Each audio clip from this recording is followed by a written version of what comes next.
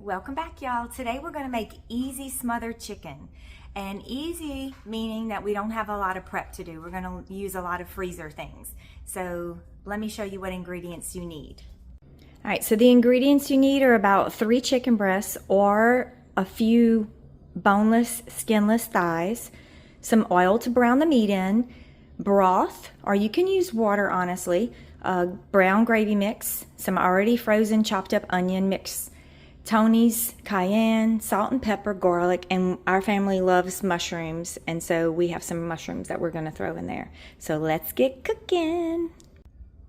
Now this cooking method is properly called braising, and braising just simply means you're going to brown the meat and then in some sort of way you're going to add a liquid to make gravy. So the first thing you want to do is trim all of your chicken. And you can cut them into strips, you can cut them into chunks, you can do whatever you want, but I always cut them like this so that I have a lot of surface area. Because when we're browning the meat, if you have a lot of surface area, then you're gonna get that good coloring on your meat. And that's what you are gonna use to make flavor, obviously, but to darken your gravy and stuff like that. So I'm just trimming off all of this little rough or the tough tendon part and any fat, and we're going to cut them into at least 3 pieces. You can kind of do this part any way you want. If the kids like strips, it's going to shred up a little bit. It's going to get so tender that it's going to all fall apart anyway, but I like to do it where I have a lot of surface area. And I'm going to leave it on the cutting board after I've trimmed it. And I'm going to season it on my cutting board. All right, so while I am seasoning it, I'm going to go ahead and put a little bit of oil in my skillet. You just want to coat the bottom. You don't have to put a whole bunch. And I am going to turn the heat on because one of the most important things that you can guarantee whenever you are browning meat is a high heat and that initial sear, or when you stick the meat down into the hot grease, how it sticks to the bottom of the pot, is what's gonna get you your prettiest color. And so that's our goal. Kept this hand with chicken on it, this hand is clean. So I'm just gonna sprinkle with Tony's. You can use any season all you want. I'm gonna do a good bit of black pepper, and this is the kitchen coarse ground. That's the one we like over here, but you can use whatever you want. A little bit of salt. I'm going to flip them over and repeat on the other side. A little bit of salt, but you can season with whatever you want. You just don't want to put anything green on here, anything fresh, because the searing process or the browning process will make it burn, and you don't want that any herbs or whatever that you might use to burn. All right, so now we've seasoned all of our chicken, and now we're going to brown it. All right, so with a fork, we're going to carefully lower each piece of chicken into a hot spot, and you're not gonna touch it. Just leave it alone, and that's what's gonna get its good color on it. Don't move them around, don't flip them over, don't do anything until they get a good color on the back side. I'm gonna put them all in. And then we're gonna let it be until we turn them brown on each side. Now while our meat is browning, we'll go ahead and get our garlic ready. I have a lot of garlic right now. That's the only reason why I'm not just using the jar, but you can totally use the jar just to make your life easier. And I'm just gonna cut it into a bunch of little slices and just rough chop it. No rhyme or reason behind it. Now this is a dish I do at school all the time. It's one of my labs. I've been doing it for several years. You can use pork chops instead of chicken. You can use meat patties instead of chicken.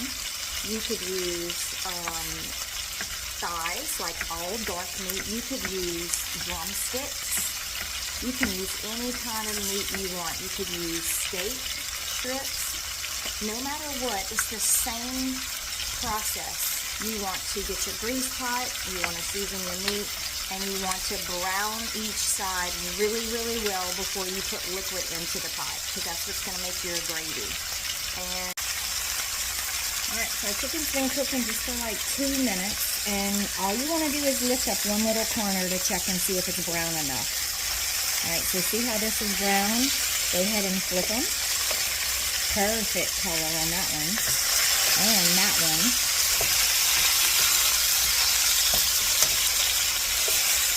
Flip them all over. And let it be. Don't fool with them. Don't move them around. Let them stick to the bottom and turn a really pretty color. Alright, now the other side, the second side, has been going for a couple of minutes, and you got good color on the other side now. So what you're going to do is put in your frozen onions or your freshly chopped onions. And I'm going to put them down in the cracks and start letting them soften a little bit in the grease.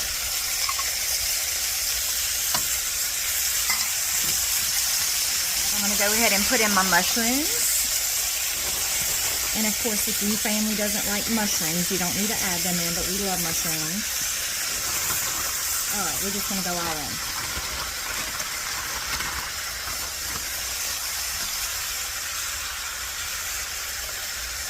And then I'm going to top it off with the garlic.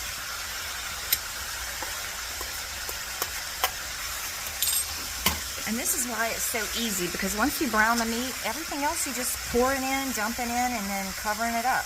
So I'm going to sprinkle the gravy mix. I like my gravy to be a little bit on the thicker side, so that's why I use 2 packs, but you can totally get away with just 1. I'm going to put a little bit of cayenne in it, like 1/4 teaspoon. You can add more or less. And I'm going to give it a splash of this spicy chicken broth, but I'm not using this whole thing because it is really, really spicy. Pour a little bit in there. I've been adding a little bit at a time to my meals because it's too spicy to use up all at once, and I don't want it to go to waste. Alright, so this is your next rule of thumb. Whenever you are braising or making rice and gravy or stewing anything, you just want to put enough liquid to go to the top of the meat. Alright, so don't overdo it, because that chicken is going to produce some liquid as it cooks down.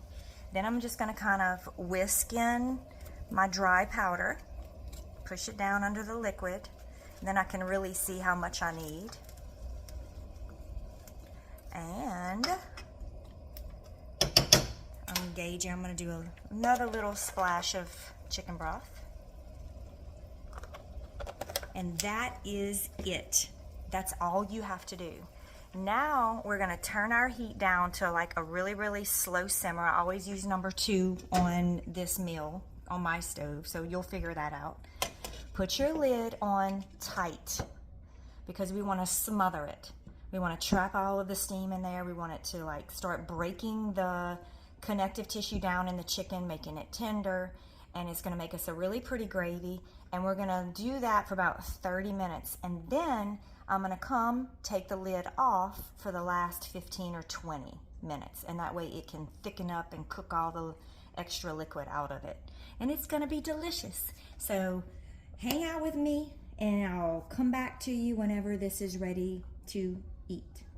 Okay, so it's been about 40 minutes on a low simmer. And this is what it looks like right now. And you can kind of take a fork and look how tender the chicken is just after that amount of time. So I'm going to take the lid off, set another like 15-20 minute timer, and I'm going to go ahead and turn the meat over. See how this one has gravy on the top of it? And just kind of move things around. You can go ahead and break it up now even, and because your meat is just going to absorb all that juice. I break it up just a little bit. I don't shred it completely. Alright, this is what it looks like after 1 hour of cooking. So I have some rice. I'm just going to put me a little spoonful on top. And look, you can make this with pork chops. You don't have to make it with chicken. You can make this with beef. Do many things. A little more gravy, a little more mushrooms. All right, let's give this chicken stew a try.